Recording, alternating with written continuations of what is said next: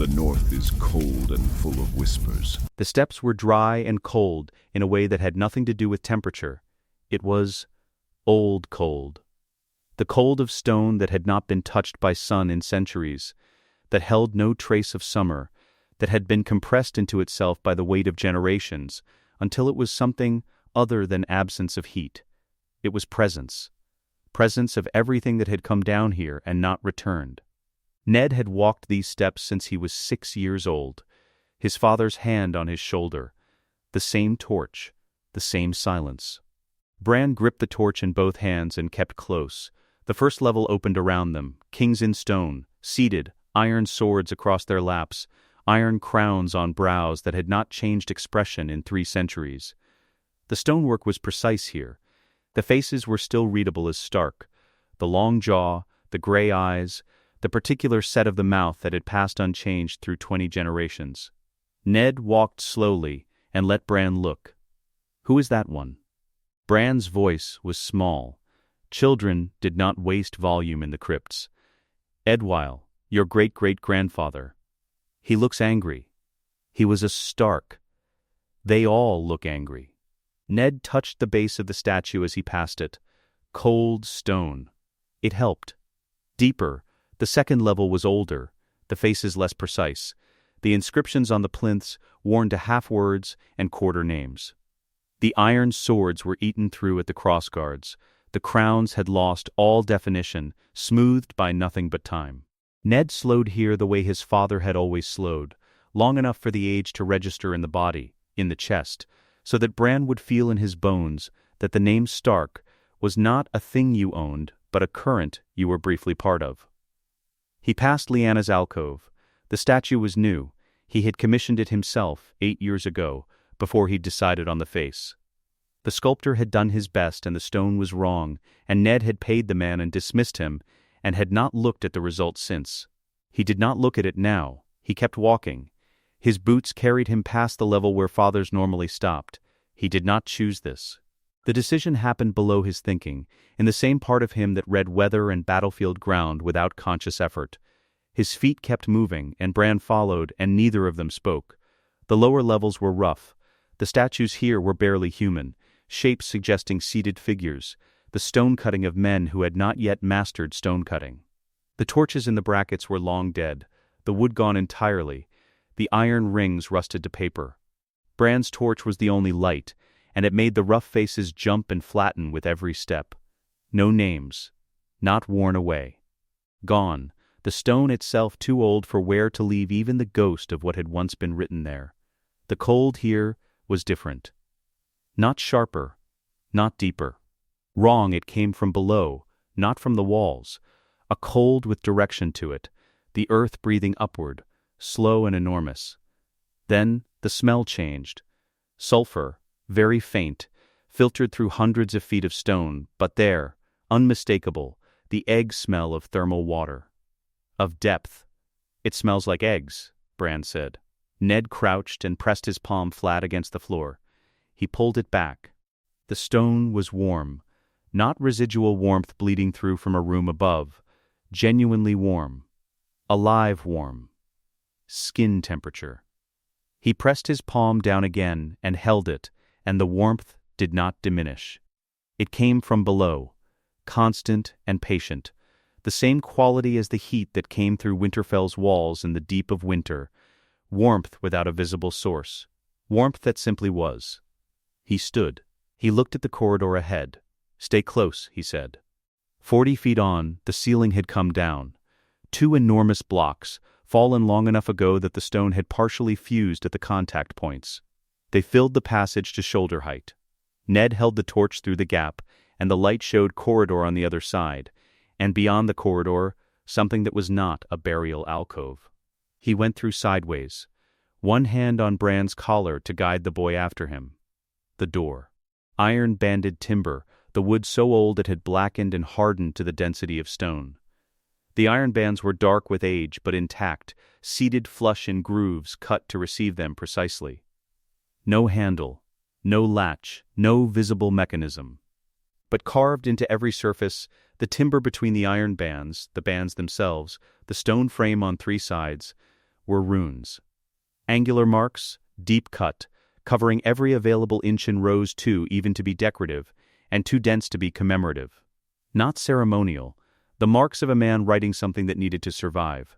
Ned had seen these marks once before. On the oldest weirwood in the godswood, the carvings cut so deep into the bark that centuries of growth had consumed them, the runes now living inside the wood rather than on its surface. He could not read them, no living person could. But he recognized the hand, the same hand. Bran reached past him. Don't. The boy's fingertips found the runes before Ned could finish the word. His eyes closed. He was not reading. His face had no concentration in it, no effort. He was feeling. His small hand moved from symbol to symbol with a certainty that had nothing to do with knowledge, pressing at specific depths, following a sequence. The door clicked. One sound. Deep within the wood, or within the stone behind the wood, a counterweight settling, something held for a very long time releasing. The door swung inward on its own weight, and the smell came through first, sulfur, strong now, and beneath it iron and time. The smell of work so old it had become indistinguishable from geology. Ned put Bran against the wall beside the frame. He held the boy's eyes until he had them completely. Here. Until I come back. He waited for the nod. Then, he went through. The ramp descended at a shallow angle, the stone warm under his boots from the first step. The walls were wet, condensation running in thin channels cut deliberately into the rock, drainage engineered into the construction at the time of building. 20 steps down, the air changed. He felt it before he could name it, the dry cold of the crypts giving way to something humid and thick. The transition so abrupt that his lungs rejected it briefly, the way the body rejects sudden heat after sustained cold. His chest tightened. He breathed through it and kept moving. The orange glow below was steady, not firelight. Older, constant, the ramp ended. Ned stopped. He could not see the far wall. The space was the size of Winterfell's great hall, perhaps larger. Built into the bedrock itself, the walls shaped by tools and heat, and hands over intervals of time he had no frame to measure. The ceiling vaulted above a central work area, and channels cut into its surface carried air from deep vents below. The hot springs pressure pushing heated air upward through stone shafts in a continuous automated flow that required no hands, no bellows. No one to maintain it. The furnace sat on volcanic rock, not limestone, something deeper, older, the earth's own heat feeding upward through the foundation into the furnace chamber above. The anvils were enormous, stone topped with iron inserts, each on a carved bedrock platform, the surfaces worn smooth as river stone from use that had ended before the first men's memory faded into legend. On the walls, tools. Tongs and hammers and implements of shapes that had no names in any living smith's vocabulary hung on iron hooks driven into the rock. All of it waiting, the waiting of objects placed by a careful hand and not touched since. On the central anvil, metal, dark-grained, folded, the ripple of layered steel caught mid-process in the steady forge light. Someone had been working. Someone had stopped in the middle of the work. They had not finished. They had not come back. Along the eastern wall, flat stones, covered not in runes but in diagrams, heat curves, fold sequences, cooling measurements rendered in universal symbol, the mathematics of process rather than the language of record. He was a lord and a soldier, not a smith. But he had read enough battle plans drawn in foreign scripts to recognize what he was looking at. Instructions, complete, waiting, he stood at the central anvil and held his hand close to the unfinished metal without touching it. He thought of Lyanna, of the blood on the tower floor, and the things she pressed into his arms, and the words she said after, barely words anymore, barely breath. He thought of Jon, 14 years old, training alone in the yard at dawn with a sword that would never be enough for what was coming. He thought of the long night, not the story he had been told as a child, the thing itself, the thing that left men building walls in the dark and forges beneath the earth because the dark was where the enemy waited, patient and cold. And it was coming back. It had always been coming back. He climbed the ramp. Bran was where he had been left, torch between his knees, waiting without fidgeting. He looked up when Ned came through the door. He did not ask where Ned had been or what he had seen. He simply waited. The way children wait when they understand the adult in front of them is carrying something that cannot be rushed. Ned sat beside him on the warm stone and put his arm around the boy. Bran leaned in. After a moment, quietly, "What's down there?" Ned pulled him close. "Everything," he said. The walls were gray, not the gray of King's Landing stone, which had the decency to absorb heat and hold it through the afternoon. This gray was deliberate. A statement of intent from people who had decided long ago that beauty was a southern weakness and had built accordingly. Cersei sat straight in the litter as it passed through the gates and watched the northerners watch her, and did not give them the satisfaction of a reaction.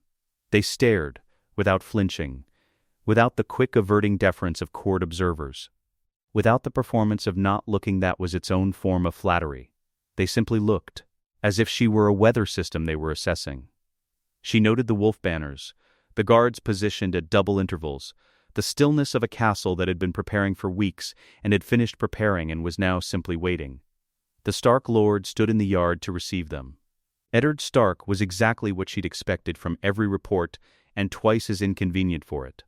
Solid in the way men who don't know they're being observed are solid. He gave Robert an embrace that was genuine in the way that embarrassed her, two men holding each other like boys who had survived something, all the years of separation gone and the time it takes arms to close. She had spent 15 years of marriage studying the architecture of Robert's performances, the gaps between what he displayed and what he felt. This was not performance. This was Robert reduced to something anterior to the king, the boy who fought beside this man and had never entirely stopped fighting beside him. She stepped down from the litter and let Joffrey and Myrcella go ahead and walked the yard with her eyes on the Winterfell structure, and thought, this is going to be more complicated than Jaime thinks. The feast was loud and hot and smelled of northern cooking, which is to say it smelled of meat and fire and nothing else. Cersei ate carefully and drank carefully and talked to the wife, Catelyn Tully-born, the kind of woman who had converted herself so thoroughly into a Stark that you had to look closely to find the fish beneath the wolf's head. She was clever. She was also managing something. Her hands were too still. Robert sat at the center of everything and was enormous and genuine and already deep into his third cup. He laughed at Ned's smallest comments. He clapped the Stark children on their shoulders. He told stories about the war that grew more heroic with each telling, and Ned received them all with the mild expression of a man who had been there and knew the distance between the story and the event, and had decided long ago to let the distance stand. Cersei catalogued. The northern lords, loyal in the uncomplicated way of men who have no access to the kind of power that generates disloyalty. The Stark children, the eldest son watching his father with a particular attention, learning without knowing he was learning. The bastard, Snow, sitting at the end of the table where bastards sat, quiet, eating without looking at anyone. She noted his sword, not in any formal sense, but her eyes found it the way eyes find things that don't belong. The sword was wrong. She couldn't say how she knew. The scabbard was plain enough. But the grip had been worn in a way that suggested real use, recent use, and the weight distribution when he stood briefly to refill his cup, the way he compensated without thinking, was the compensation of a man carrying something heavier than its size suggested. Or lighter. She couldn't determine which. She filed it. The smithy sound came through her window at the 3rd hour past midnight. Not one hammer. 3, working in coordination, not the irregular rhythm of men rushing a commission, but the deliberate counterpoint of smiths who had worked together long enough to anticipate each other. She sat up and listened and placed it, the south yard, the structure near the hot spring channels, further down and further away than any ordinary castle smithy would be built. She sent her servant with a mild question. What was Winterfell working on at this hour? She phrased it as curiosity, rather than inquiry. The girl came back 20 minutes later and told her that a Stark household guard had thanked her politely for asking and explained that the smithy was a private matter and the sound wouldn't carry past midnight. It was already past midnight. She dismissed the girl and lay back and looked at the ceiling. Private. in a castle hosting the king of the Seven Kingdoms. The lord of the castle had determined that his smithy was a private matter. This was not an oversight, it was a decision. A decision required a reason. The reason required weight. She did not sleep. The next afternoon Ned took Robert to the crypts. She knew this because she followed at a sufficient distance, and because Ned had not mentioned it to anyone at the morning meal. Which meant it was something he had decided privately, which meant it was not simply a tour of the Stark dead. Robert went willingly. He often visited the dead alone, or thought he did. The truth was that no king was ever alone, but Robert had a gift for believing he was, and Cersei had long since stopped trying to cure him of it. She followed them as far as the entrance to the lower level. The stairs descended into the dark, and the torches below were already lit. She could hear their boots on the stone. She started down. Jory Castle appeared from nowhere in particular. He was very polite. The Stark household captain had a gift for courtesy that was actually a form of force, which she recognized because she used the same gift herself. He expressed regret that the Lord of Winterfell had requested privacy for this particular visit. He used the word request so carefully that it contained no challenge and no retreat. She stood on the third step and held his eyes and determined that he was not going to move. Not for her, not for any phrasing she could produce in this corridor without witnesses. She went back up. She stood at the top of the crypt entrance and listened. Robert's voice came back up the stairs 30 minutes later. She knew his voice in every register: the drinking voice, the ruling voice, the war voice, the voice he used when he was telling a story about himself, the voice he used when he was ashamed of himself. The voice that came back up the stairs was none of these things. Lower, focused, stripped of everything that was performance. The voice he used when he was afraid. That night he came to her rooms. This was unusual enough to be significant in itself. He sat on the edge of her bed and looked at his hands, which was a thing she had never seen him do. Robert's hands were instruments. He used them. He did not contemplate them.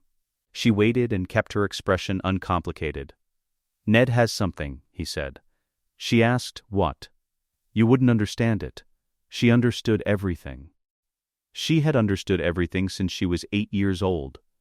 The fact that he said it told her the precise shape of what he meant.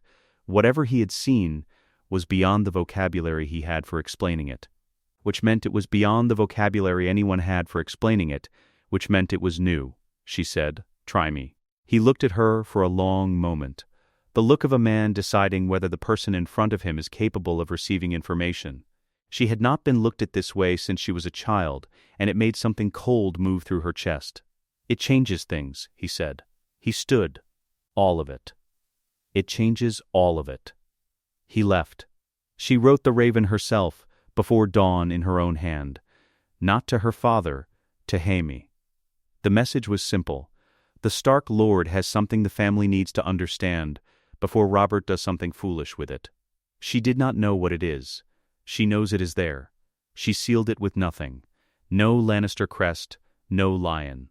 Nothing an intercepting eye could read as political, and gave it to a rider she trusted, and watched the man go from the window of her room. At the end of the second day's feast, Robert asked. He'd been building to it all evening, the particular warmth he produced when he was about to ask something he expected to be refused, the generosity of a man pre-empting his own disappointment. He leaned to Ned at the table's edge where they were briefly apart from everyone else, and said, "Come south. Be my hand. I need someone I trust in that city, or I will spend the next 10 years surrounded by people who are smiling at my face and robbing my back." Ned said, "No, just that. Not, I am honored. Not, I cannot leave my family. Just the word. Quiet and complete." Robert's face moved through confusion and then something that was almost anger, and then arrived somewhere quieter and more serious. He looked at Ned the way he had looked at his hands. He said, "What has you so fixed?" And Ned said nothing, only held his gaze with an expression that Robert, who had known this man since they were boys, clearly recognized as duty. Not stubbornness, not pride. Purpose. Robert nodded once. He refilled both their cups. He did not ask again. Long after the hall had emptied, Cersei stood at her window. Below, across the south yard, the smithy glowed orange in the dark. 3 hammers. Steady, patient, working through the deep hours of the night on something that the Lord of Winterfell had decided was private. She pressed her fingers against the cold glass. Somewhere in that glow was the answer to what had changed Robert's voice. She intended to find it. The letter was sealed with plain wax. No direwolf pressed into it, no House Stark, nothing a curious eye could read as official. Ned gave it to Jon at dawn in the stable yard with no one else present, along with a cloth-wrapped parcel the size of a fist that had weight disproportionate to what cloth and air should produce. Jon took both without asking what was in either. He had learned, by 14 years of watching Eddard Stark, that questions asked before a man was ready to answer them produced less information than silence. "The armorer," Ned said. "Not the Lord Commander. Find the armorer and give him both." Jon tucked them inside his riding coat, Ghost pressed against his leg, warm and enormous for a direwolf still growing. Ned gripped Jon's shoulder. He held it for a moment. He said, "Ride fast. Come back faster." The wall was not what songs prepared you for. Songs described it as vast and ancient, which was accurate, and those descriptions somehow still failed to communicate the experience of standing beneath it, with your neck craned back, and the thing simply continuing upward, past the point where your eyes could assign it a top. Jon assessed it the way his father had taught him to assess fortifications: foundation integrity, approach conditions, the vulnerability of the gates, the angle of the approach road. His brain ran the calculation and arrived at a conclusion that was not awe, but something adjacent to it. Awe had wonder in it. This was recognition. This was standing in front of a decision made by an intelligent man in a desperate situation and understanding, structurally, that the man had been right. He found Noy in the armorer's workshop off the main yard. One arm. A face that had been weighed down by long consideration and had stopped pretending otherwise. He was working a piece of buckle iron when Jon came in, not looking up until Jon was standing directly in front of the workbench. Jon put the letter down. Put the cloth parcel beside it. Noy set down his tongs. He broke the seal on the letter and read it. He read it once, the whole way through, without expression. Then he set it flat on the workbench and picked up the parcel and unwound the cloth with the deliberateness of a man who expected what he was going to find, and needed to confirm it anyway. The shard of metal caught the workshop light and held it a half-second too long. Noy turned it over once. He rubbed his thumb along the ripple grain. He held it at the angle that showed the grain at its most visible, and closed one eye and looked down the edge. He set it down. He did not ask what it was. He did not ask where it came from. He said, "Give me a day to arrange my affairs." They rode south, with a 2-man escort. Noy did not speak for the first 3 days. He rode and ate and slept and rose before dawn without complaint.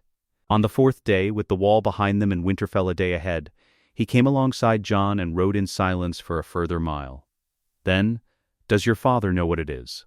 Jon said he thought so. Noy looked at the road ahead. "I made a hammer once," he said. "Won a war, built on the right ore, the right technique, the right hands. A smith knows when he's working above himself, and when the material is working above the smith." He paused. "This isn't the second thing." He said nothing else for the rest of the ride. The lower chamber opened its smell before it opened its light, sulfur and iron, and the deep exhalation of rock that had been warm for 8,000 years. Jon stood at the base of the ramp and let his eyes adjust. He had not been here before. Ned had described it only partially, in the careful language of a man who had decided that partial description was more honest than the complete version, which could not be made to sound credible. Noy walked past him without stopping. He moved through the chamber the way experienced men move through unfamiliar environments, not cautiously, but assessingly. His one remaining hand touching the stone of the anvil platforms, the channels cut for airflow, the tools hanging on the walls. He lifted a tong from its hook, tested the grip, hung it back. He crouched and pressed his palm to the floor and stayed there for longer than Ned had. He stood. He looked at the carved stones along the eastern wall and stood close and read them not as text, but the way Jon had watched him read the shard, with his body, with his weight shifted onto one foot, head tilted slightly. "A man translating through instinct what language could not carry," he said, "without turning everyone out." Except the Lord and his smith. He looked at Micken briefly. You stay. Jon looked at Ned. Ned nodded. The crypt entrance was warm and dry. Ghost was already there. The direwolf sat at the top of the descending stairs with his spine straight and his red eyes fixed on the dark below. He had been there when they arrived and had not moved, and his stillness was not the stillness of an animal at rest, it was the stillness of attention. Something below had Ghost's complete and unbroken focus, and it was not something Jon could see from where he stood. Jon sat beside him on the stone floor. He put his hand in the thick white fur at the back of Ghost's neck and felt the direwolf's breathing, slow and steady, in and out, the rhythm of something waiting without impatience. Ghost did not look at him. His red eyes stayed on the dark. Jon looked down the stairs with him. Nothing visible. The orange glow too deep to reach this far, the sound of the forge a murmur through 100 feet of rock. Somewhere in that warmth Donal Noy was reading instructions written by a man 8,000 years dead, in symbols that had no living interpreter, in a room that had been waiting since, before the Andals crossed the sea. Jon thought about the wall. The pure engineering of it, the decision some desperate mind had made to build not a fort but a continental barrier, to think at a scale no single human lifetime could justify, to work in a currency of centuries. He thought about the man who had supposedly built both, Bran the Builder. He'd said the name aloud once as a child, at his father's knee. And Ned had gone quiet in a particular way, not the quiet of a man who has nothing to say, but the quiet of a man who has too much. Jon had filed that silence without understanding it. He thought he understood it now. Some men build for their generation.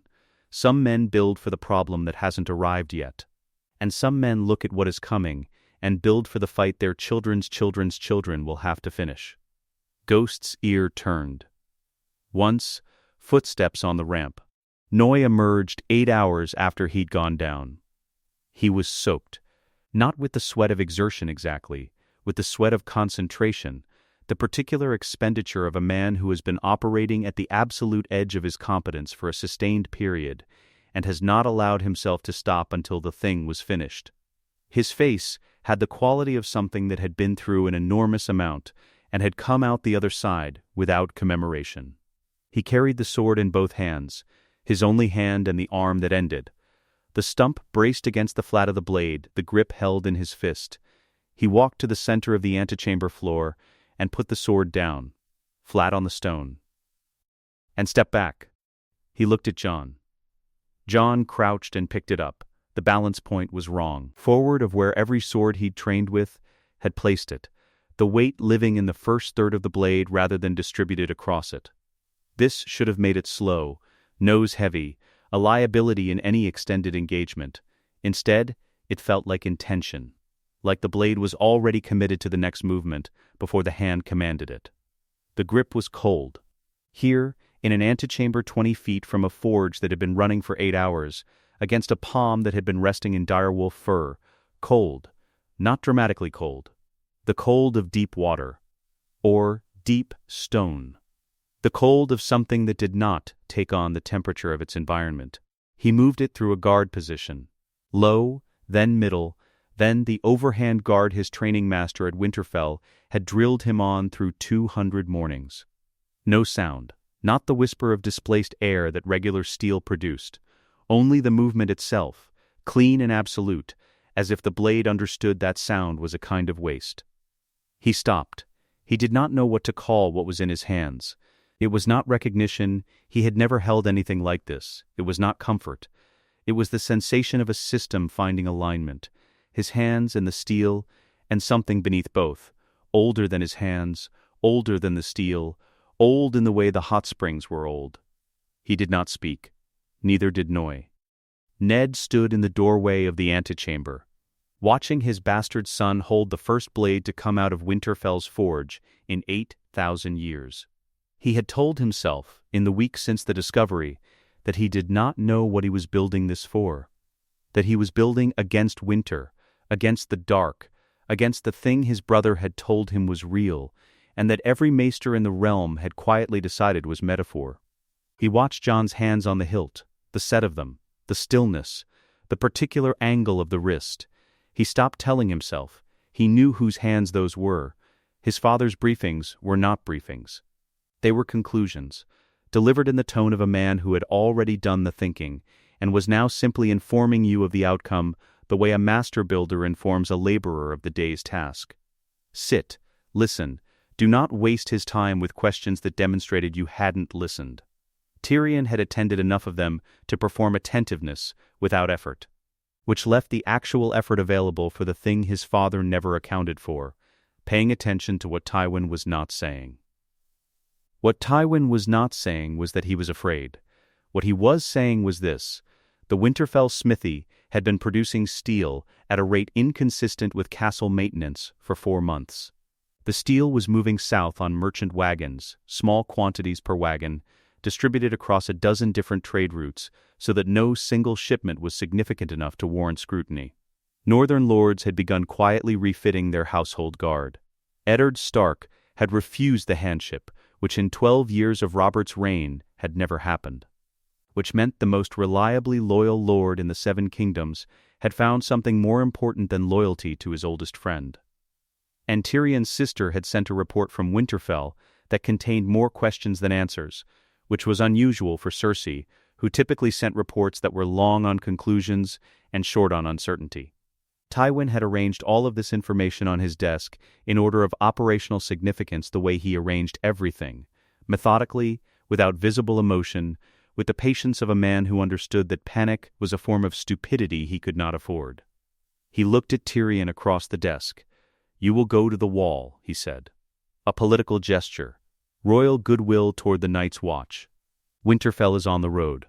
That was all. Tyrion waited.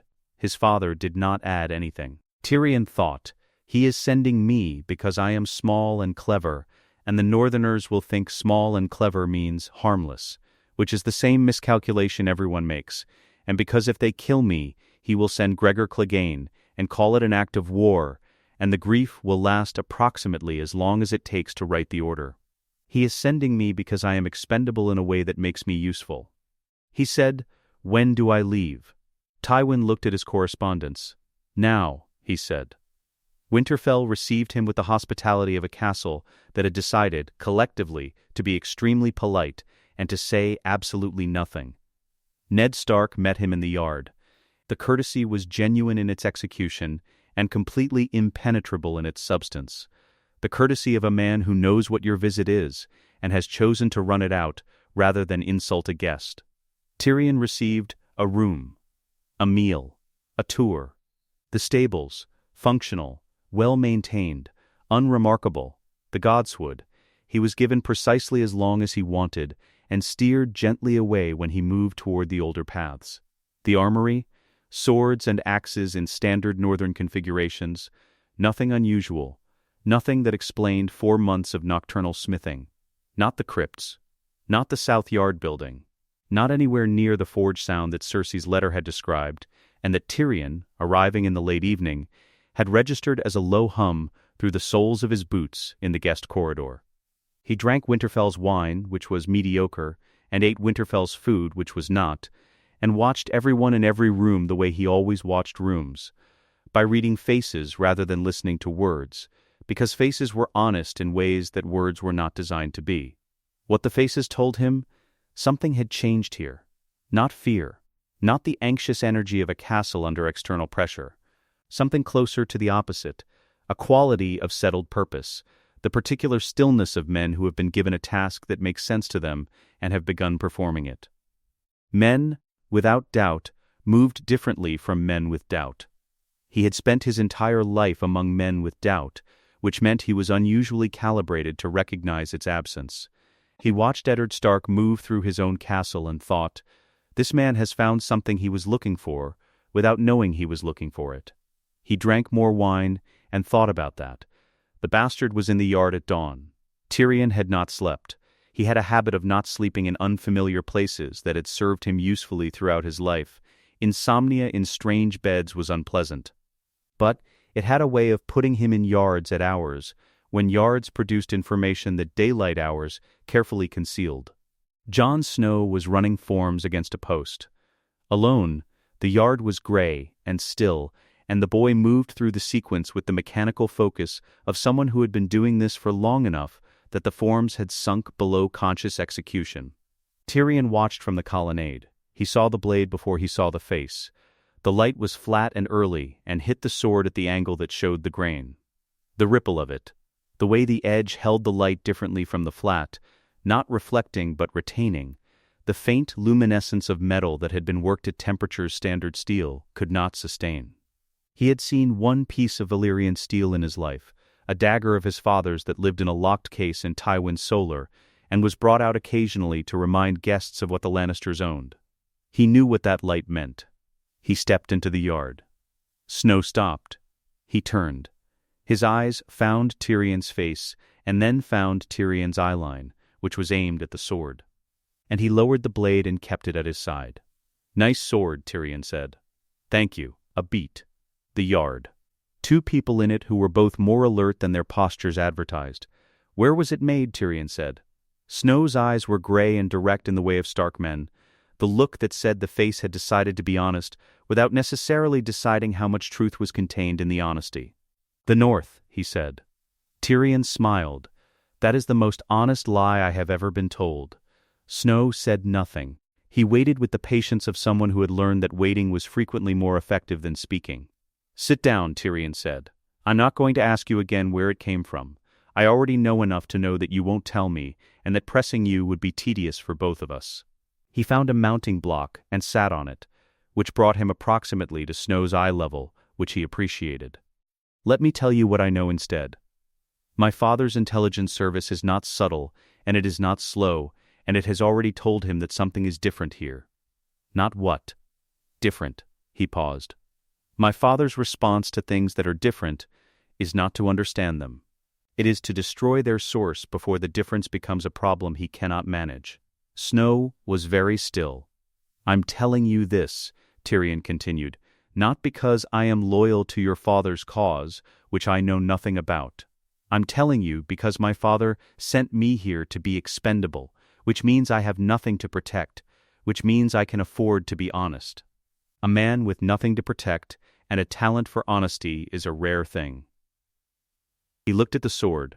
"Whatever that is, and I have a good idea what that is, it is going to bring Lannister soldiers north. Not immediately, but soon. He will not wait for certainty. He never does." Snow looked at him for a long moment. "Why are you telling me?" Tyrion thought about this. The honest answer was complicated. He settled for the core of it. "Because I have met perhaps 3 men in my life who were genuinely trying to do something worth doing. Your father appears to be one of them. It would be a waste." He stood from the mounting block. Snow was taller by a foot and did not use it. "Enjoy your dawn practice," Tyrion said. He turned back toward the colonnade. "The sword suits you. The balance is unusual." He stopped without turning. Forward waited. "I've only read about that." He went inside before Snow could answer. He sent his report to Tywin from the wall, not from Winterfell. The wall's ravens went to different rookeries through different routes, and could not be easily traced to content by the timing of their departure. He wrote it in the plain language his father preferred. "It is real, it is significant. We cannot buy it, acquire it, replicate it, or negotiate for it, because it is not a commodity but a capacity, and the capacity is built into the physical structure of Winterfell in a way that cannot be extracted without destroying the castle and everything beneath it." He did not recommend an action. He described the situation accurately and left the conclusion to the man who made conclusions. Tywin's response arrived in 4 days. 1 word. "Move." He stood at the top of the wall in the late afternoon and looked north. The wind came up from below, from the wrong direction, cold from the north pressing south, persistent, steady, with no storm behind it. Just cold. The endless cold of something very large moving at a pace that didn't hurry, because hurrying was for things that could be stopped. He thought about the word move. He thought about what it meant in his father's vocabulary, which was not the vocabulary of other men. He thought about the forge sound he'd felt through the soles of his boots in the guest corridor at Winterfell, and what it would mean if it kept running through the nights until there was enough of what it was making. He thought about sides. He had spent his entire life as a Lannister, which had cost him in ways that were too numerous to catalog and too familiar to feel anymore. He had never once thought about whether the Lannister side was the correct side to be on, because it was the side he had been born to, and in his experience the side you were born to was not a question but a fact. He looked north. He thought, there is a side that is trying to arm against the dark, and there is a side trying to destroy the armory. He knew which side his father's one word had put him on. He was not certain, for the first time in his life, that he had been put on the right one. The cold came up from below, and he stood in it until the light went, and then he went inside, because there was nothing else to do, and wine was a reasonable response to most things. And this was most things, and it was not nothing. The second time Jon rode to the wall, he brought 2 escorts, a formal letter sealed with the direwolf, and a sword that had not existed the first time. The difference was not lost on him. The first time he had been a boy going towards something he hoped would make him useful. This time, he was a soldier going towards something he knew he needed to understand. Ned's letter to the Lord Commander was political in its surface and surgical underneath. Jon had not read it. Ned sealed it himself. But he had been given the outline in the spare language his father used for operational briefings. The Watch needed to know that the North was watching, that the North took the Rangings' reports seriously, that whatever the Rangings were seeing beyond the wall, they were not seeing it alone. He delivered it to Mormont's Solar. The Lord Commander read it at his desk with a raven on his shoulder and the particular stillness of a man receiving information that confirmed something he had been trying to get someone, anyone south of the neck, to believe for years. He did not look relieved. He looked tired in a way that confirmation could not touch. He asked Jon one question. How many blades? Jon said, enough to start. More when the forge was further along. Mormont looked at the raven on his shoulder. He looked at Jon. He said, tell your father I will light the beacons the night I see the first one, and I will keep lighting them until someone answers. Jon said he would. Thorne found him in the practice yard the following morning. This was inevitable. Alliser Thorne's entire relationship with power was organized around the demonstration of it, which meant new arrivals were assessed publicly and assessed hard. And Jon's previous visit had left a particular residue, a bastard who had impressed people Thorne preferred to keep unimpressed. He came into the yard with 2 other brothers and the proprietary ease of a man on familiar ground. He picked up a sparring blade and gestured at Jon with it. Jon drew. He did not draw the winter-forged sword to make a point. He drew it because it was what he had. He had worn it every day since Noé placed it on the antechamber floor, and he had not stopped wearing it because it was not a display, but a tool, and you kept your tools where you needed them. Thorne's eyes found the blade. Something moved in them. Assessment, rapid and professional. The eyes of a man who had spent 20 years teaching men to kill and knew what he was looking at. He did not say anything. He came forward with the sparring blade, and Jon raised his guard, and they engaged. The first contact was enough. Thorne's sparring blade hit the flat of the winter-forged steel, and the vibration came back through his wrist wrong. Not the clean ring of steel on steel, but a dead, absorbed impact, the sensation of hitting something that did not intend to be moved. He adjusted. He went for the cross, the standard deflection and step that his 20 years had made instinct, and the winter-forged blade was not where his instinct expected it to be. Forward weighted, faster through the guard changes than anything its size should be, not because Jon was fast, he was 15 and competent, not exceptional, but because the blade was. Thorne backed off. He did it without word or explanation. He lowered the sparring blade and looked at Jon for a moment with an expression that was not readable as anything in the conventional vocabulary of contempt or respect. Then he turned and walked back to the colonnade. He never asked Jon to spar again. Sam arrived 3 weeks later on a cart, wrapped in 2 cloaks despite the relative warmth of the season, face white with something that had passed through fear into a quieter and more sustained territory. Jon saw him in the yard during the new recruit's intake and registered. Soft hands, no military bearing, eyes that moved too quickly, and found nothing reassuring in what they found. He also registered. The eyes were intelligent. The fear in them was not stupidity. It was accurate assessment of a situation that was genuinely dangerous. He introduced himself after the intake. Sam looked at him with the wariness of someone who had learned that kindness from men in positions of relative strength was either a debt or a trap. "I'm John," he said. "I won't make it worse." Sam considered this. He said, "Everyone says that." "I know," John said. "I mean it anyway." It was enough. It was enough, because Sam was a reader, and readers understood the difference between a statement made to persuade and a statement made to communicate, and John's statement had been made to communicate. They ate together that night. Sam ate with the focused efficiency of a man who had spent a childhood being denied enough, which was a different hunger from the hunger of men who simply hadn't eaten. John noticed this, and said nothing, and made sure the bread was always within reach. Qhorin Halfhand chose him for the ranging. John did not know why until the second day, when Qhorin came alongside him on the march and watched him read the tree line for 10 minutes without speaking. And then said, "Your father's letter said you were worth taking beyond the wall. I prefer to determine that myself. Walk point this afternoon." John walked point. The forest beyond the wall was wrong in a way that rewired itself slightly each time you moved deeper into it. The wrongness was not dramatic, it did not announce itself. It was in the quality of the silence, which was a different silence from the silence of uninhabited places.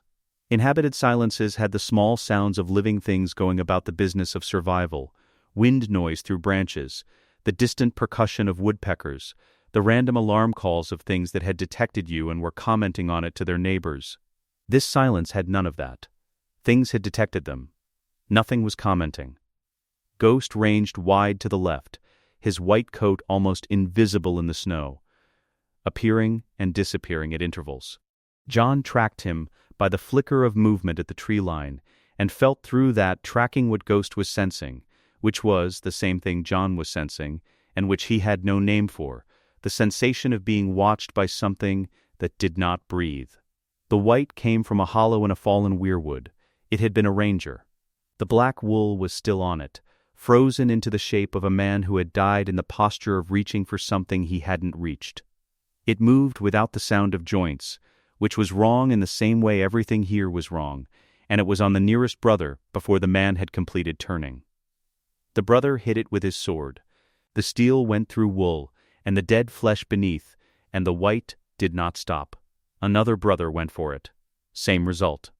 John understood what he was watching in the rapid, unemotional way he had understood things in the forge chamber, not through analysis, but through the body's instantaneous recognition of what worked and what didn't. The intelligence of trained hands smarter than the mind above them. He drew. The first contact was low, a cut across the white's left side that should have meant nothing. It was not a killing blow by any standard, not enough to drop a living man, not near anything vital. But the winter-forged steel went through, and the white flinched, not stopped. Flinched, it moved back. A quarter step, involuntary, the first disruption in its absolute forward momentum since it had emerged from the hollow. John hit it again, the same side, and this time it turned. It oriented on him rather than the brother it had been engaging, and in turning, it gave the brother room to pull back, which the brother did immediately and without requiring instruction. John hit it a third time, and the white's arm stopped functioning. It took 4 more cuts to finish. He stood over the body afterward with the winter-forged blade still drawn, and his breathing controlled and his mind doing the thing his father had taught him to do in the seconds after a fight: catalog. What worked, what the variables were, what the intelligence was that this engagement had produced, and how it changed the problem. The problem was clear. The watch had swords that did not work. His worked.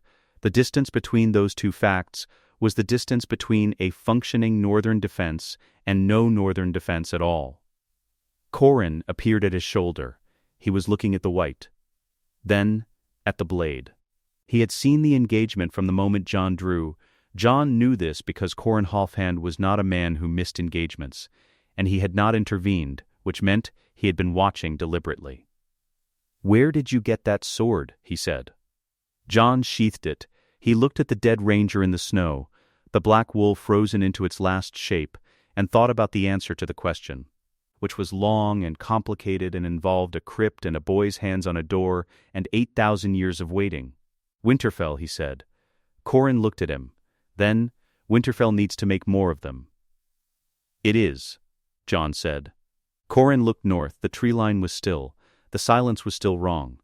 He said, not fast enough.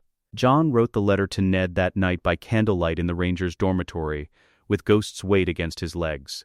He wrote 2 pages. He described the white in full tactical detail, the engagement, the blade's effect, the flinch that no other steel had produced. He described the silence of the forest and what it meant for the Watch's current ranging protocols and what would need to change. He described Corin's face and what it contained, which was not fear but the knowledge of a man who had been right about something for a very long time and was not receiving any satisfaction from the confirmation. He read it back. He crossed it all out. He wrote 4 words. Father, you were right. He folded it and sealed it and put it with the morning's outgoing ravens and lay back on his bunk and stared at the ceiling and listened to the particular quality of the silence above the wall, which was not the silence of empty space, but of something in that space that was patient and cold and had been waiting far longer than any of them had been alive. Ghost pressed his head against Jon's side. Jon put his hand in the white fur and kept it there. The reports from the Riverlands arrived in clusters, each one worse than the last in the way that news from burning places always arrived, not in a single coherent account but in fragments, partial and overlapping, each fragment carrying a different piece of the same catastrophe. Villages, granaries, small folk who had done nothing more consequential than live in the wrong river valley at the wrong time. The name attached to it was the same in every fragment. Clegane, Ned read the reports at the table in his solar with Robb standing across from him, and his face did what his face always did when he was receiving information that required action. It went completely still. Not cold. Still, the stillness of a man directing every available resource toward the problem in front of him and leaving nothing over for expression. He said, "You will go." Robb heard it and felt it in his chest in 2 different ways simultaneously. The first was the straightening, the part of him that had been trained for this, that had been waiting for this, that understood command as its natural language even at 15. The second was the part that had not been trained for what he had been given, which was not a northern army in any configuration he had studied, but something his father had spent 8 months building in secret and that existed to Robb's knowledge, only in theory and in the testimony of a one-armed smith. He said, "The Iron Guard." Ned said, 5,000. Moving separately.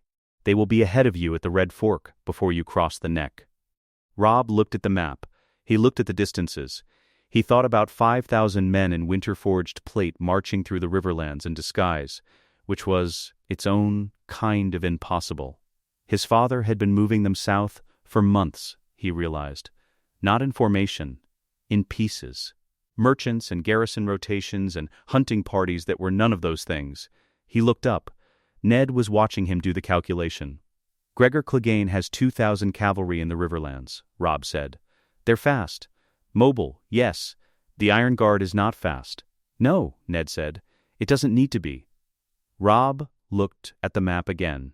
He thought about everything his father had not said, which was the largest part of any briefing from Eddard Stark. He thought about the forge sound he'd heard through the south wall for 8 months, the packages going north, the changes in the household guard that he'd observed and filed without context. He thought about Jon holding the sword in the antechamber and his father's face, which he had not been meant to see. He said, "I'll leave tomorrow." Ned gripped his arm at the shoulder. "Take the Gratian. Take Glover and Bolton. Listen to them when they speak and make your own decision when they're done." He paused. "Come back." It was the most his father had ever said about what he was afraid of. Grey Wind found the Iron Guard before Robb did. The direwolf ranged ahead of the column the second day past the neck and did not return until evening, which was unusual. He came back with no blood on him and no kill smell, and he pressed against Robb's leg in the camp and stayed there and was not restless. This was the tell. Grey Wind was restless around strangers and calm around pack. Whatever he had found ahead, he had decided it was pack. The Iron Guard was positioned on the south bank of the Red Fork, in a flat field that offered clear approach from 3 directions. 500 advance elements, a fraction of the full 5,000, arrayed in a formation Robb had read about in his father's military histories and never seen executed. The shields were locked edge to edge, each man's overlap covering the gap in the adjacent man's coverage, the front rank kneeling, the second standing, the third providing the weight behind the first 2. The winter-forged plate caught the afternoon light in the particular way Robb had learned to recognize, darker than standard steel, the grain visible in direct sun, the light absorbed and held for that fraction of a second too long. He rode to the edge of the formation and looked at it for a while. The Greatjon came up beside him. Jon Umber was large in the way that required architectural rethinking of rooms he entered, and he looked at the Iron Guard with the professional assessment of a man who had fought in 3 border skirmishes and won 2 of them. Gods, he said. Robb said nothing. He was thinking about what 2,000 Lannister cavalry looked like at the charge. He had seen cavalry formations in practice, the thunder of them, the momentum, the sense of something vast and committed that could not be stopped by anything a man was willing to stand in front of. He thought about 500 shields and tried to hold both images in his mind simultaneously. He could not make the mathematics work. That was the point. The Lannister outriders found them at dawn. The scouts came back to their captain with a report that contained the word infantry and the word shields and the word just standing there, and the captain, a man named Liddon, 3rd son of a Westerlands minor house, 10 years in Lannister service, rode forward to assess for himself. He saw 500 men in a field who had not moved. He sent a rider back to the main force. He waited. 2,000 cavalry arrived in an hour. They came over the low ridge to the north of the field and spread into their formation with the efficiency of men who had performed this sequence enough times that it required no commands. Liddon ordered the charge. Robb watched from the tree line to the east with the Greatjon at his shoulder and Grey Wind at his knee. The sound of 2,000 horses beginning together was not a sound that could be heard so much as felt, through the ground, through the soles of the boots, through the body's entire contact with the earth. It was the sound of a decision that had been made and could not be unmade, of committed weight moving toward a fixed point. Robb's hands were very still on his reins. Grey Wind's ears were flat. The charge crossed 200 yards. The contact was wrong from the first moment. The lances hit the shields and stopped. Not deflected, stopped. The sound was not the crack and splinter of a shield wall breaking. It was a series of impacts that did not produce a result, like striking a castle wall with a battering ram and finding the wall had no intention of responding. The front rank of riders carried the charge's momentum into the shields, and the shields were not there in the way cavalry expected shields to be there, yielding, compressing, the formation behind them compressing further. The whole thing beginning to buckle inward under sustained pressure. The shields stayed. The first rank was trapped. The horses could not back through the second rank pressing forward from behind. The riders could not force forward through the steel that would not yield. The formation's front became a wall of struggling horses and increasingly desperate men, while the Lannister cavalry behind them piled into the wreckage of their own charge, rank on rank, the momentum of 2,000 horses becoming a liability instead of an asset. The Iron Guard did nothing for 30 seconds. Then the shield wall opened. Not collapsed. Opened, a controlled separation in 3 sections, gaps appearing in the line wide enough for cavalry to move through, and the trapped front rank scrambled through those gaps and ran. And the cavalry behind them saw the gaps and ran, and the Iron Guard closed the wall again and stood in the field and waited. Robb rode out when the last of them had cleared the ridge. He walked the field slowly. Grey Wind moved beside him, nose down, reading the ground. Shattered lance shafts everywhere, snapped at the point of impact, the break points clean. Dead horses, not many, a dozen, animals that had broken legs in the chaos of the trapped front rank. Lannister knights on the ground, alive, unhorsed when their mounts went down, lying in full armor that had not been breached. Dented in places, the gold and crimson scoured, but the men inside it whole. They watched him walk past and said nothing. He stopped at the center of the field where the lance shafts were densest. 9 Iron Guard casualties. He had confirmed this before walking out. 9 men out of 500 in an engagement against 2,000 cavalry.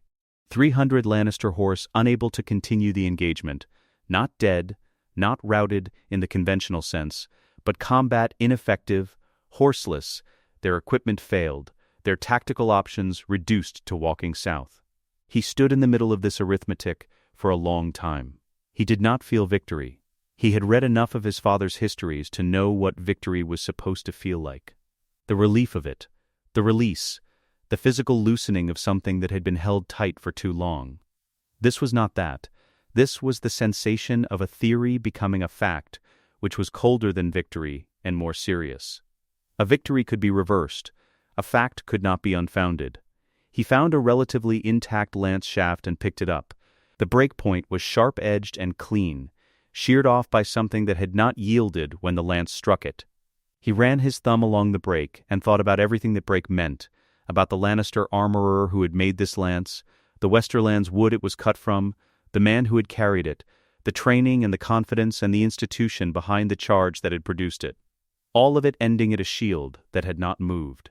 He sent the raven to his father that evening from the field camp. He did not write what he had seen. He had tried to write what he had seen, and the words were inadequate in a way he didn't have time to solve. He did not write about the sound of the lances stopping, or the arithmetic of 9 versus 300, or the look on the Greyjohn's face when the shield wall opened. He wrote, "It works." The Lannister survivor was a man named Prester. He had been in the second rank, and had gone over his horse's head when the animal stopped hard against the press of the front rank, and he had lain on the ground for the duration of the engagement, and he had stood up when it was over, and found himself in a field full of broken lances and no functional cavalry force. He walked south. He found a horse 2 miles on, riderless, wandering. He rode it until it could not run any more, and then he walked again. He had fought in 2 wars. He had taken 2 arrows in his life, one at Ashford and one during a border dispute in the Westerlands, and he had kept fighting both times, because an arrow was a comprehensible injury from a comprehensible weapon in the context of a comprehensible fight. He knew how to process those things. He had the vocabulary for them. He rode through the night trying to write in his head what he would tell the captain in King's Landing. He tried the facts, cavalry of 2,000 against infantry of 500. He tried the result. 300 horse combat ineffective, the infantry formation unbroken. He tried the mechanics, lance contact that produced no yield, steel that did not behave as steel behaved. By dawn he had not found the frame. He pushed the horse harder and gave up trying to find it, and decided he would stand in front of whoever needed to hear it, and simply describe what his hands had felt when his lance went in, and the world on the other side of it did not move. He would let them decide what to call it. He did not have a word for it himself. He had read every field report from the Riverlands 3 times, not because he needed 3 readings. Once was sufficient for the facts, and twice was sufficient for the implications. The 3rd reading was to find the error, to locate the place where the reporting had failed, where a frightened man had misremembered or exaggerated, where the numbers were wrong because numbers from the field were always somewhat wrong. He read all 17 reports a 3rd time and found no error. 500 Northern infantry had held against 2,000 cavalry without breaking formation. 9 casualties. The lances had stopped at the shields and had not continued. He set the reports in a stack, very precisely aligned, and sat back and thought. There was no version of this that was not a serious problem. He had spent his life being the most dangerous man in every room he entered, and most of the fields he had crossed, and that reputation rested on a foundation that was technical rather than mythological. He was fast. He had exceptional reach. He read opponents faster than they read him, and he had never encountered a defensive situation that could not be resolved by the application of sufficient force at the correct angle. The field reports were telling him that the correct angle did not exist, that the force itself was insufficient. This was new information. He identified 3 responses. Superior archery to degrade the formation before contact, 8,000 Lannister crossbowmen on elevated ground along both banks of the Trident's tributaries, firing into the shield wall for as long as it took to exhaust the men behind it. Terrain denial to prevent the flat field the shield formation required, Position the engagement at the Trident's narrowest crossing. Force the Iron Guard into a valley approach that compressed their frontage and removed the wall's lateral strength. Decapitate the command structure before the formation deployed. Find Robb Stark and remove him before the Iron Guard had its orders. He chose all three. He was Jaime Lannister. Half measures were for men who were afraid to be wrong. The crossbowmen were in position before dawn. 8,000 was an extraordinary concentration of ranged power, and he had assembled it quietly, drawing from 3 different Lannister garrison rotations over 6 weeks, moving them up the King's Road in small groups that looked like nothing individually and became something enormous when they arrived at the Trident. He positioned them personally, walking the elevated ground on both banks in the dark, choosing angles by the quality of the sightlines. He had done this before. He was very good at it. The heavy cavalry went to the rear, held in reserve. This went against everything cavalry commanders believed about their own importance, and 2 of his captains had opinions about it. He listened to their opinions and held the cavalry in reserve anyway. The light infantry in the center had their instructions: engage, hold for 50 yards, retreat, make it look like it was costing them something to retreat. Draw the Iron Guard forward into the valley. He watched from the ridge as the northern column appeared at the far tree line. Robb Stark was 15 years old. Jaime noted this not with contempt. He had no contempt available for commanders who moved armies competently regardless of their age, but with the professional observation that 15 meant inexperienced, and inexperienced commanders were predictable in ways that experienced ones were not. They did what their training said to do. They followed the plan.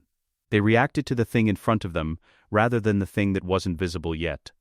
The Iron Guard formed up in the valley approach with a speed that was itself information. The formation locked into place in under 4 minutes. 5,000 men, shields up, plate sealed. They did not look up at the elevated ground on both banks. He raised his hand. The crossbow volley was the loudest thing he had heard since the Trident the first time, when Robert's hammer had met Rhaegar's breastplate with a sound that had restructured the world.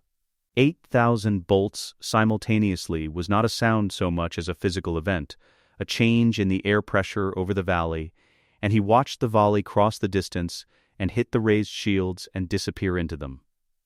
Nothing went down. He had not expected nothing to go down. He had expected some attrition. Gaps opened in the formation. Men knocked back by the impact of a bolt that hadn't penetrated but had driven the shield into the arm holding it. Something the Iron Guard advanced at the same pace as before the volley. No compression, no stumble, no cascade of disruption running through the formation. He raised his hand again. The second volley. The third. He stood on the ridge and watched 8,000 crossbowmen reduce their ammunition against a formation that was not responding and kept walking forward, and the calculation was straightforward and terrible. At some point the bolts ran out, and the formation was still intact and still advancing, and the crossbowmen were now men with empty cases standing on elevated ground that was no longer advantage. The silence when the bolts ran out was different from other silences. The light infantry began their planned retreat. The Iron Guard followed, moving into the pinch point of the valley, where the flanks compressed the frontage and the shield wall's lateral strength was reduced. This was working. He had planned this. He watched it unfold exactly as he had drawn it on the map in his tent at midnight, and felt the first controlled exhale of a commander whose plan is executing. He turned to signal the heavy cavalry reserve. His outrider was already coming hard from the left, riding in a way that meant something was wrong. The way riders moved when they were carrying information they didn't want to be carrying. He pulled up. His horse was breathing hard. He said, "There's cavalry coming from upstream, my lord. Forded in the night. They're already past the left flank's position." Jaime looked at the left flank. The northern cavalry hit it before he had completed looking. He understood immediately what had happened, and he had the brief, cold experience of a man who recognizes that he has been outthought. Not by Robb Stark. Robb Stark was 15 and had not outthought him, because 15-year-olds did not outthink Jaime Lannister. By Eddard Stark, who had planned this engagement months before it happened, who had put cavalry upstream of the Trident in the dark of winter and told them to wait, who had calculated that Jaime would hold his heavy cavalry in reserve and position his crossbowmen on the elevated flanks and leave the upstream ford unguarded, because upstream fords required advanced knowledge to use. And the Lannisters would not have that advanced knowledge. He had been played by a man who was not here. He turned to the left and watched his flank dissolve. Not rout, dissolve, the way formations dissolved when a force hit them from an unexpected direction, and the training that governed response to expected directions had no instruction for what was actually happening. He had perhaps 4 minutes before the left flank was gone entirely, and the valley became a trap with the Iron Guard as one wall and the Northern cavalry as the other. He drew his sword. There was one thing left that was not a defeat. Find Robb Stark and take him before the flanks closed. A captured commander was a negotiation. A negotiation was not a loss. He rode down the ridge into the valley with 20 of his best household knights behind him, cutting through the chaos of his dissolving light infantry toward the northern command flag. He cut through 6 men reaching it. This was not an exaggeration, and it was not a boast. It was what happened. 6 northern cavalry between him and the flag, and he cut through them in the time it took the situation to understand what he was doing and try to stop him. He was the best swordsman alive. This was not pride. It was a fact he had accumulated through 20 years of evidence. He reached Robb Stark. The boy was in full winter-forged plate, on a gray horse. Gray wind circling at a distance that was not far enough for comfort, and Jaime hit him from the right with everything he had, and the blades skidded off the pauldron. He felt it through his wrist. Not deflection, rejection. The steel had not yielded under his sword. His sword had yielded under itself. He adjusted instantly, the way 20 years of instinct adjusted, going for the visor joint. The gap at the gorget, the places where plate met plate and left the fraction of vulnerability that every armorer in the world built into every suit of armor, because it could not be avoided. He found the visor gap. The point went in 2 inches and touched Robb Stark's cheek and drew blood, and the boy did not go down. He hit back. The flat of the winter-forged blade caught Jaime across the pauldron, and the impact was not the impact of a sword. It was the impact of a castle door. He stayed in the saddle by the grip of his knees, and the years of training that had made staying in the saddle a reflex below conscious choice, and he reached for Robb again, and his horse went out from under him. He sat in the churned mud of the trident and listened to his army disintegrate. Not immediately. It took time. He sat, and it took time, and the sounds of the engagement changed around him, the specific sounds of fighting giving way to the specific sounds of men deciding not to continue fighting, which were different and recognizable and final. He thought about Robert at this same river.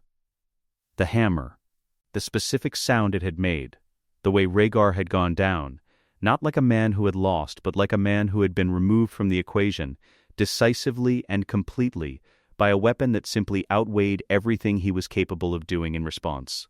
He understood that now in a way he had not understood it at the Trident the first time. Some problems could not be solved by being Jaime Lannister. Some problems required a different kind of answer than the one Jaime Lannister had available, and the thing you did then was sit in the mud and wait for whoever had the different kind of answer to come and tell you the terms. Robb Stark rode over. He sat his horse in front of Jaime and looked down at him with blood on his cheek from the visor point and no readable expression on a face that was young and very serious. He did not say, "Yield." He did not say anything. He waited. Jaime looked up at him. "How old are you?" he said. 15, Robb said. Jaime looked at the mud. He thought about the hammer again. He thought about the things that worked and the things that did not work, and the enormous gap between those two categories that he had spent his entire life pretending was narrower than it was. "Your father trained you well," he said. Robb said nothing for a moment. "Then, he trained me to listen to people who knew more than I did." Jaime considered this. "Who told you about the ford?" "He did." He nodded. That tracked. He put his sword in the mud point first, in the gesture that was the oldest form of the thing he was doing, and he left it there and put his hands on his knees and waited for what came next. The Raven reached King's Landing in 5 days. 3 Southron houses sent quiet envoys north within the week, not to King's Landing, not to Casterly Rock, but to Winterfell. Stannis' forces began moving from Dragonstone. Robb stood at the Trident's edge in the early evening, with the water running fast and cold against the bank. He pulled his gauntlet off and crouched, and put his hand in the current, and the blood from Jaime Lannister's blade thinned in the cold water and dispersed downstream until it was nothing. He thought, "My father is going to be furious I took that risk." He thought, "My father is going to say it was the right call." He stayed crouched at the water's edge for a long time, unable to decide which one he wanted more. He read Jaime's capture report once, then he set it on his desk and did not look at it again. He read the financial analysis his steward had prepared regarding the impact of northern steel production on the purchasing power of Lannister gold. The numbers were not dramatic yet, but the direction of them was, and Tywin had always been more concerned with direction than current position. He read the field intelligence from every surviving commander who had engaged the Iron Guard. He read Cersei's report from Winterfell, which was better than most of his professional intelligence in that it told him what it did not know, rather than pretending it knew what it didn't. He read Tyrion's report from the Wall, which was precise and honest, and cost him something to acknowledge, was better written than anything his other children had ever produced. He arranged all of it on his desk in order of operational priority. The gold mines had been declining for 3 years. His steward understood this. His steward was the only man in the Westerlands who did, because Tywin had instructed him to ensure that no one else did until Tywin decided what to do about it. Gold bought swords. When the gold ran out, it bought fewer swords, and fewer swords was a problem whose solution required time and political maneuvering and the careful management of perception, all of which were available if you began early enough. He had been planning for the mine's exhaustion for 2 years, with a patience that no one in the realm would have attributed to him, because no one in the realm knew the mines were exhausting. Now there was a forge in Winterfell that made swords that broke other swords. If gold bought swords, and swords that broke other swords made gold irrelevant, then the forge in Winterfell was not a military problem. It was an existential one. He looked at the reports arranged on his desk. He looked at the map. He worked through the night. Casterly Rock had not been taken in 3,000 years. This was not tradition. It was engineering. The rock rose from the shore of the Sunset Sea as a natural formation of sandstone and granite, and the Casterlys, who had held it before the Lannisters took it, an active acquisition that Tywin had always regarded with professional admiration, had built into it rather than on it. The walls were cliff faces. The gates faced approach corridors so narrow that an army could only advance in columns of 8, which meant an army of 50,000 was tactically equivalent to a column of 8 at the moment of contact with the gate. The foundations could not be undermined, because the foundations were the geological substrate of the western continent. He knew this the way he knew the contents of every room in the rock, not with pride, but with the precision of a man who understands that knowing your own defenses is more important than knowing your enemy's offense. When Robb Stark's combined force turned west from the Trident instead of south toward King's Landing, Tywin watched the decision from the rock's highest point, with his hands clasped behind him and his face composed. His household captain wanted to send cavalry to harry the approach. Tywin declined. There was no approach worth harrying. You harried things that were going to reach their destination anyway, to slow them and thin them. Things that were not going to reach their destination did not require harrying. Robb Stark's army was not going to take Casterly Rock.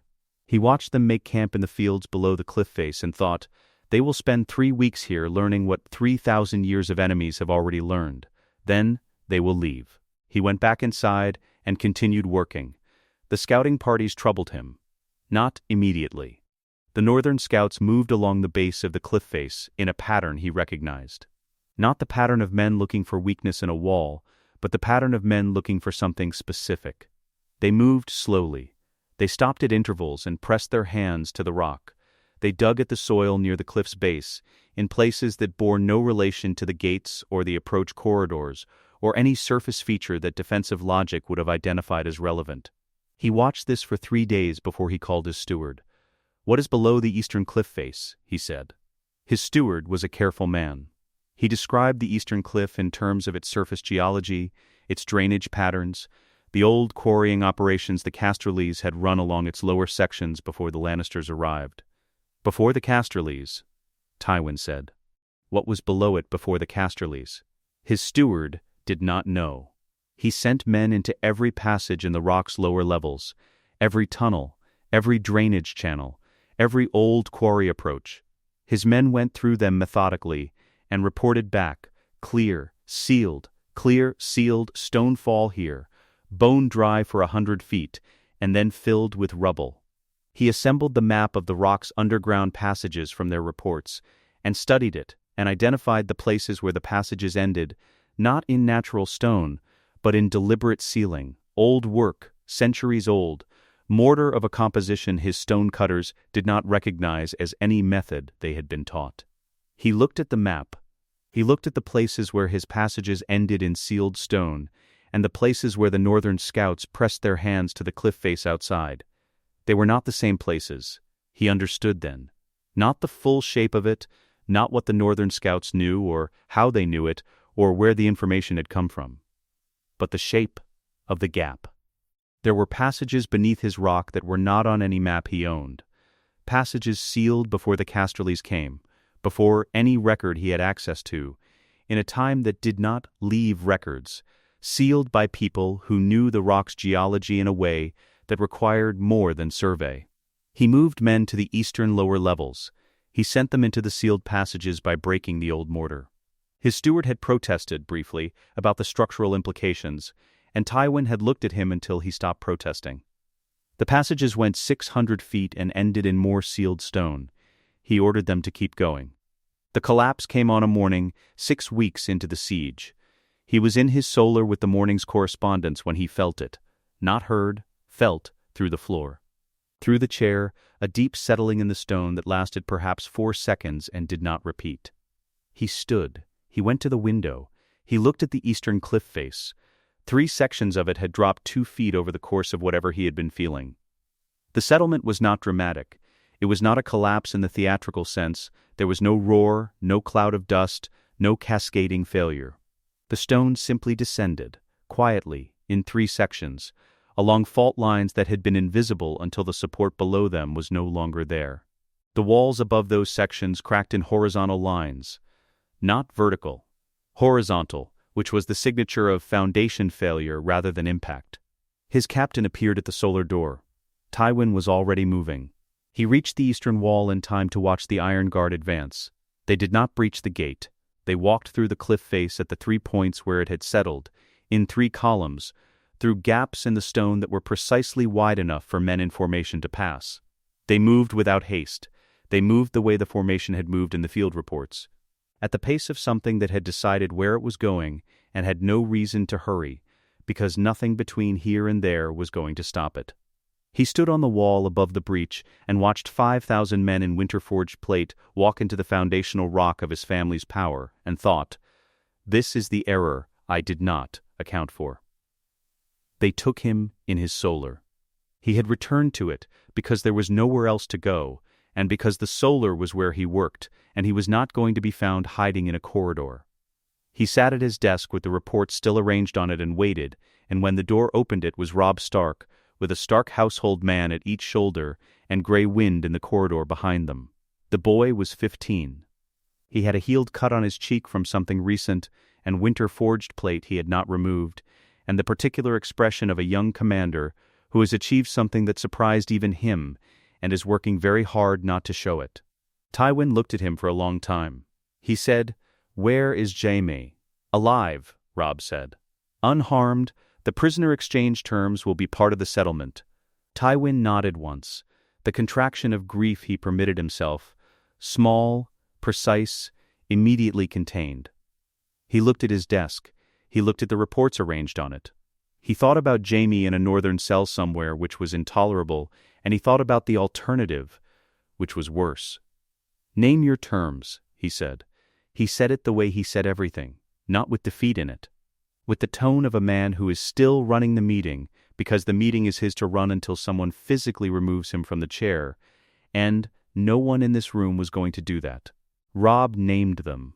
They were measured, which surprised him, not punitive, not triumphalist, not the terms of a 15-year-old who had just taken an untakeable castle and was drunk on it. They were the terms of a man who had planned this outcome before the campaign began and had already decided what he wanted from it. These were Eddard Stark's terms. He accepted all of them without modification. Robb Stark left. The Solar was quiet. He stood at the window and looked west at the sunset sea, which was doing what it always did. Indifferent. Enormous. Catching the afternoon light on its surface in a way that had no relationship to anything happening on shore.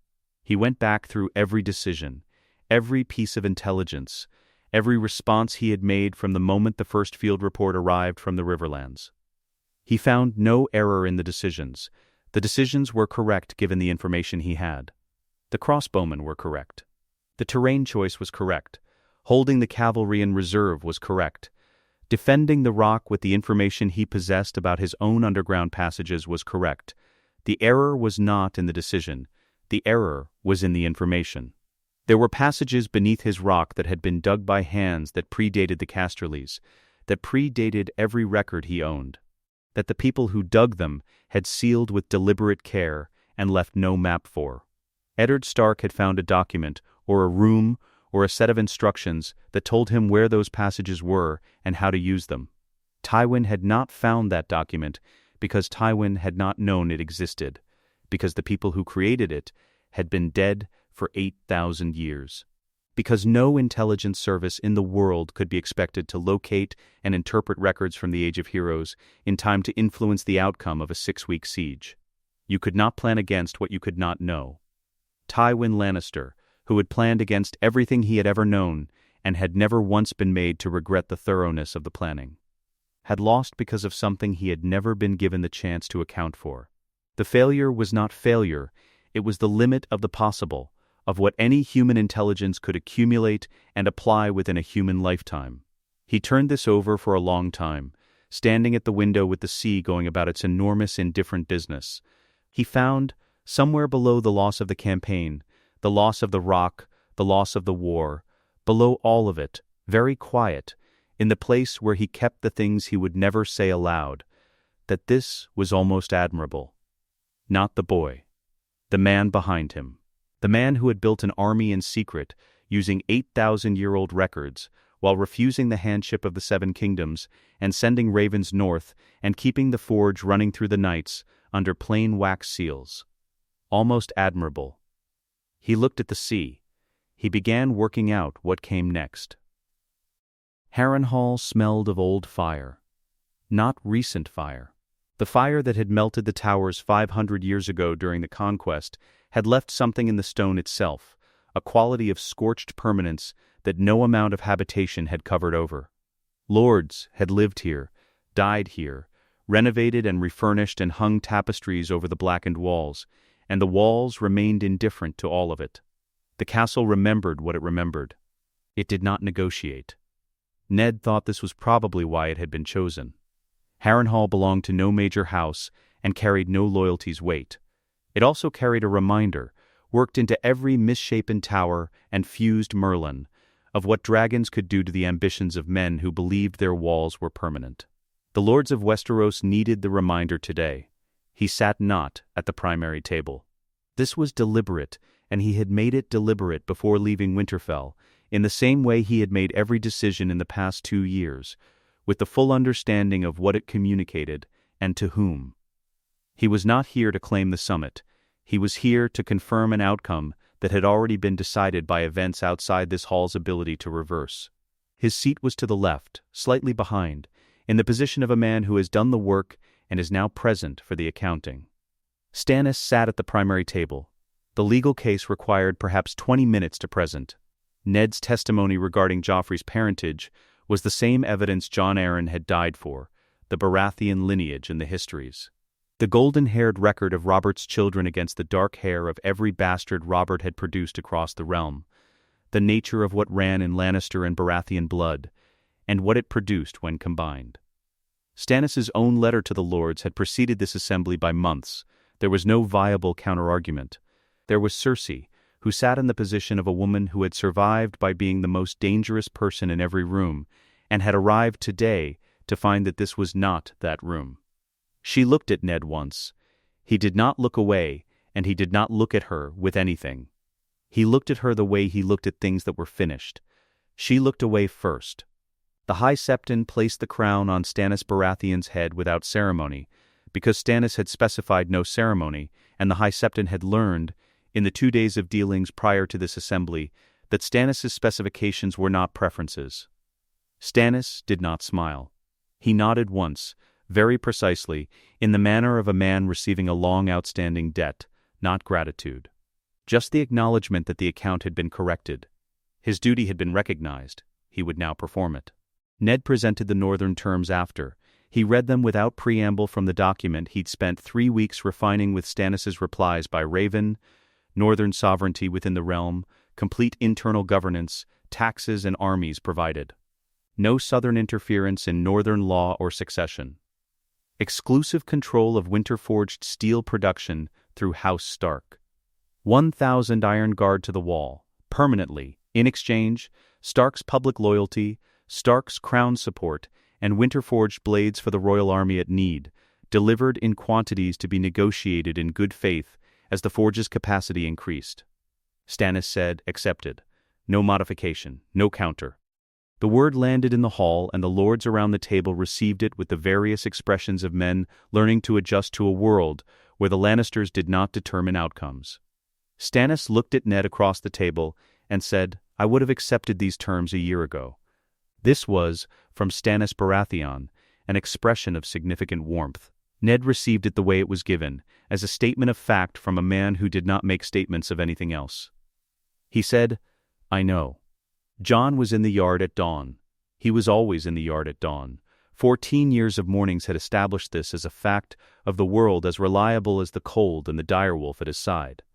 And Ned had always known where to find him, and had not always gone, and this morning he went, because this was the last morning for a long time, and he was not going to spend it in his solar pretending to read correspondence. Ghost registered him first, the great head turning, the red eyes finding him across the yard. Jon turned. He was packed. His escort was assembled at the gate, 200 Iron Guard in formation, the cart of blades covered with oilcloth, the cased dragon-glass bolts loaded on the second wagon. He had been ready since before dawn. Of course he had been ready since before dawn. Ned crossed the yard. He gripped Jon's arm at the shoulder and held it. He looked at the winter-forged blade at Jon's hip. He looked at the face above it, the gray Stark eyes, the long jaw, but something else in the set of the brow, and the particular line of the mouth that he had carried in his own memory for 14 years, and that he saw now the way you see a thing you have been not looking at for so long that the not looking has become its own habit. He said, Your father would have been proud of what you are. Not Ned. Father, Jon went very still. He heard the word. He understood which father Ned meant, because there was only one father Ned had never named, only one bloodline that required the careful omission of a name Jon had never been given. He understood this the way you understand things in the body before they reach the mind. In the chest first, a specific weight settling. The adjustment of something that had been held incorrectly for a long time finally finding the right position. He did not ask for more. He had learned this from Ned himself, that some truths were carried rather than spoken, and that the carrying of them was its own form of honoring what they contained. He had been carried for 14 years. He understood, finally, the full weight of what that cost. He nodded. He mounted. He rode. Castle Black reorganized around him over the following months in the way that prepared environments reorganize when something is added to them that changes the available options. The Iron Guard took the Eastern Watch. The Dragonsteel blades went to every ranging party above the minimum threshold. 1 per unit, then 2, then 3 as the wagon deliveries from Winterfell continued on the schedule Ned and Noy had established. Sam cataloged everything. Because Sam cataloged everything, and the catalog was precise and cross-referenced, and Jon read it each week and adjusted the distribution protocols accordingly. Corran's ranging reports changed in character. Not in content.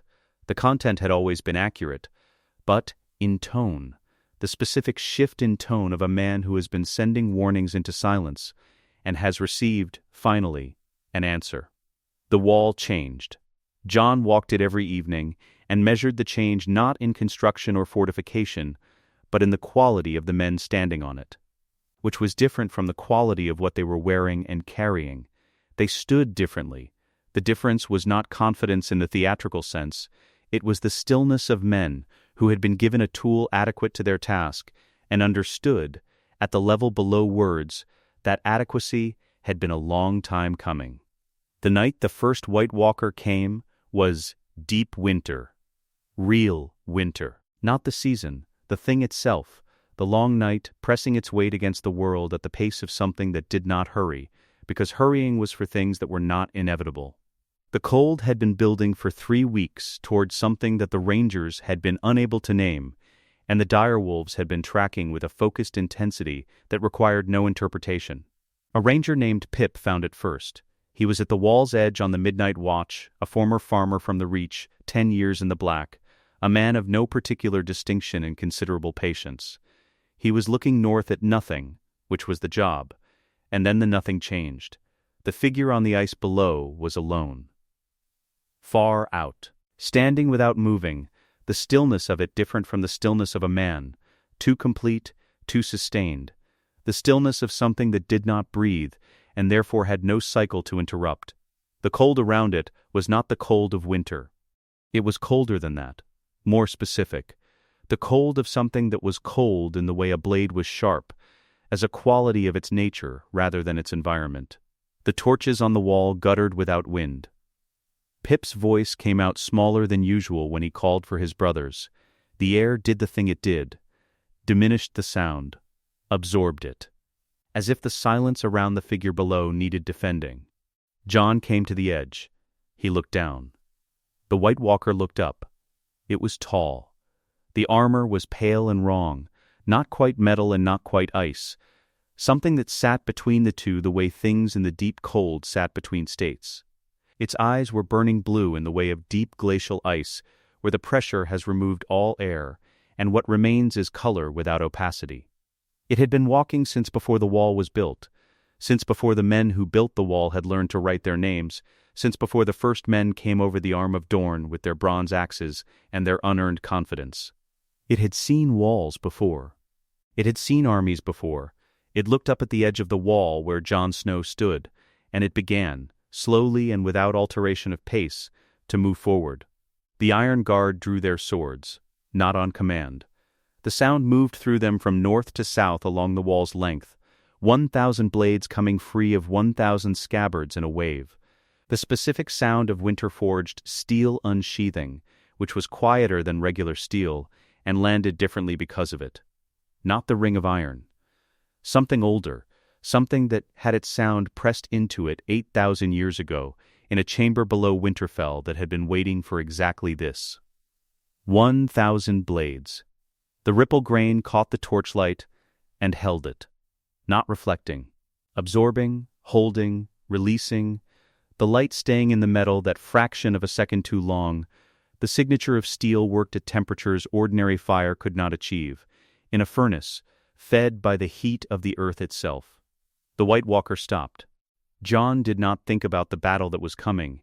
He was thinking about a door in the dark, and a boy's hands finding the runes in the right sequence, and his father's voice at the top of the stairs answering a child's question with a single word. He was thinking about the hot springs moving through Winterfell's walls like blood through skin, the warmth that Bran the Builder had engineered into the foundation, not as comfort, but as promise. The forge below, waiting 8,000 years for someone to find it.